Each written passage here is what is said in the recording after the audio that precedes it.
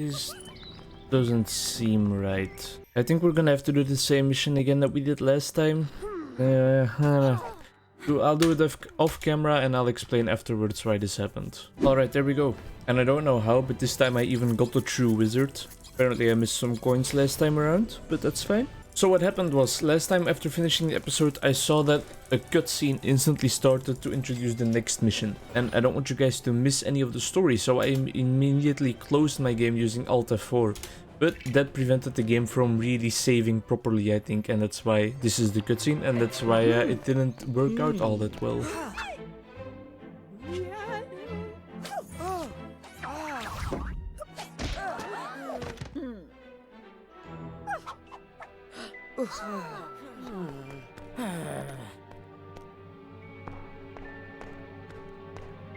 Now Neville is gonna find the room of requirement. It's a room that presents itself in Hogwarts to anyone that really needs it. And that room also fits whatever need you have. So for us now we need kind of like a training area for Dumbledore's army, and that's exactly what Neville found. Here you can have your camera, mister. I'm not gonna try to remember his name because I have absolutely no idea. Plays an important role in the second movie, The Chamber of Secrets, because there is a giant basilisk roaming around the school, of course, and he gets petrified by looking through a camera, so he doesn't die because he doesn't look directly at the big snake, and that was one of the big revelations. Alright, moving along. I suspect that it's gonna be a class right now, still in Hogwarts. We did just do a mission starting from Hogwarts 2 though, so anything is possible.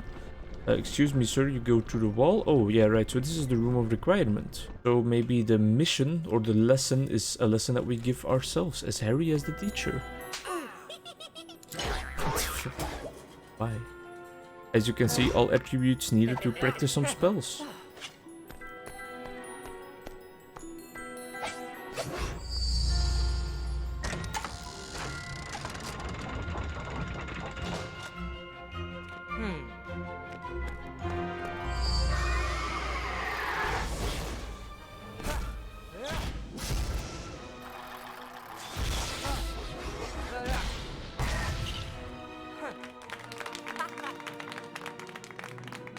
Why is Lego Harry such a show-off? There we go. We're playing with Fred and George. I think that's like the correctly colored spell. Press E to cast. I feel like this might be the first time ever we have Fred and George as playable characters. How do we change our color? Oh, just like that. There we go. So this is kind of like a dueling circle, I guess. Oops. And I guess R is a deflective shield. And we need to match the color of the spell to the color of the circle. Oh, I need to spam. Sorry, that's gonna be loud for my microphone probably. There we go. Absolutely destroyed her as well. R to shield yourself from attacks, that's what I thought. But this is kind of the dueling mechanic, I guess. It's cool. Dueling, yeah, there we go. A new mechanic introduced into the Lego game. That's awesome. I feel like we have had some duels before, but just not with that specific mechanic. The mechanisms are really simple, but still kind of cool.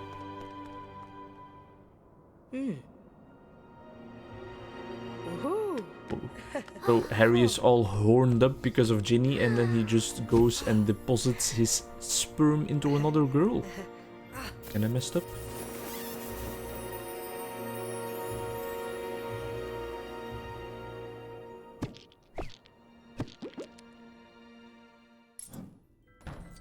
That was short and sweet. Moving on to the next part. It was pretty cool to play with Fred and George though. I hope they include more of that, just like characters that you otherwise never were able to play as. I have no idea whether we played with Fred or George, but that's fine. Looks like we're going back to the common rooms. Yeah. Meeting up with Ginny, yeah. Another cutscene probably, I would suspect. There we go. Alright. In the Ministry of Magic, you remember? With the dark tiles? We saw that at the start of the game when Harry had to go to his trial. The important door, I told you it was gonna be important. And this is Arthur Weasley, Ron's father. Getting attacked by a snake. Well, not attacked because it's a Lego game, but in the movie it's quite a vicious scene actually.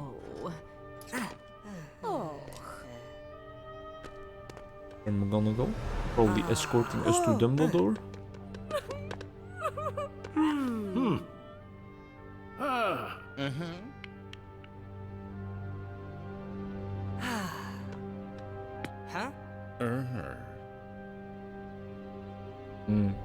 And now Snape is gonna try to teach us how to keep other people out of our own minds.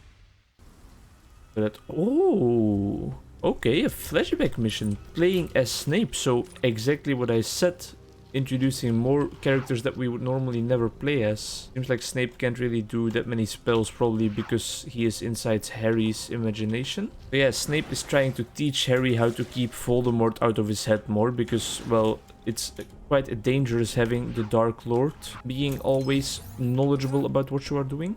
Dudley's gang member, alright. Apparently Dudley is a member of the Crips. But yeah, since we're in a mission now, I will shut up a bit, try to get some studs. Because I always do try to get the true wizard, even though it doesn't matter. I guess we are just back to the start of the story, huh? Maybe we're just gonna go along some of the most important moments that we have experienced already. There's a lot of areas here to dig with pets, but none of our characters have pets right now, of course. You think Harry and Snape could have a nice swing together? Probably not, right? Oh, I wonder. No, they wouldn't. They wouldn't, right?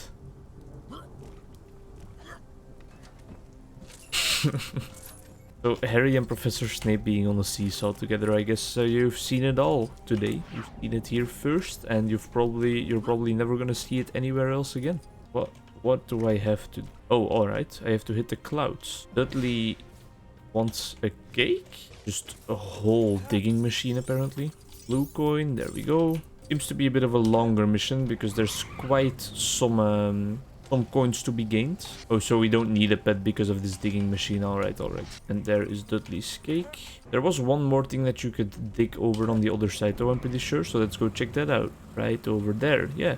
Oh, two things, actually. Probably either some studs or a random collectible, like a piece of the house crest or something. Both were correct. Wow. And that one was just studs. Alright, time to give Dudley his cake and probably advance to, like another memory, I would assume. There we go.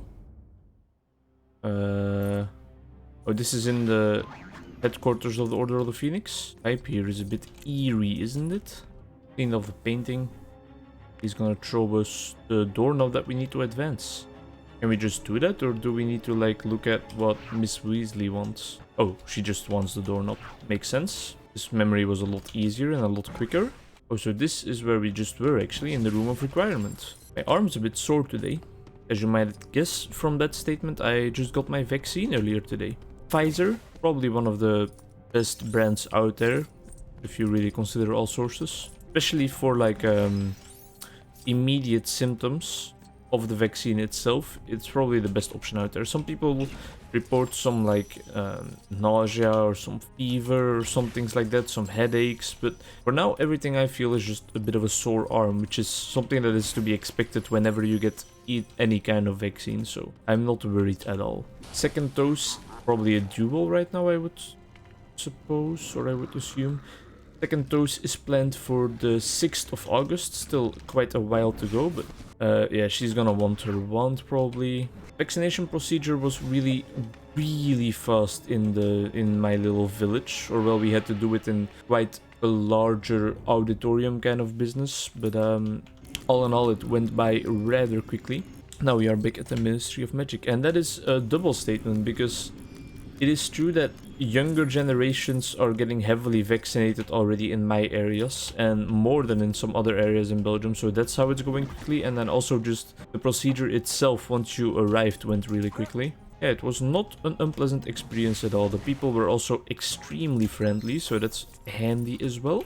And that just makes it a bit nicer for everyone, you know? Most of them are probably volunteers as well, except for like the actual nurses and stuff, and probably the people that administered the vaccine, but all the people guiding you through the procedures and stuff, they probably are just doing this for their free time. So it's really remarkable that they also remain like really friendly. And of course I was really friendly back, because that's how things happen in life. When someone is friendly to you, you are friendly back. And keeping that in mind, you should definitely be really friendly to random other people if you want them to act back in a friendly manner. And that is my philosophy of life right there. Thank you for coming to my TED Talk. I do think that if everyone would like contribute in that way to society, it would just like doing the small things. Just small things that can brighten up someone else's day a bit. And being friendly is definitely one of them. I think that if everyone strives to do that a little bit, we will have a better world to walk around in, for sure. That is also why, for example, just a random example I come across in my memory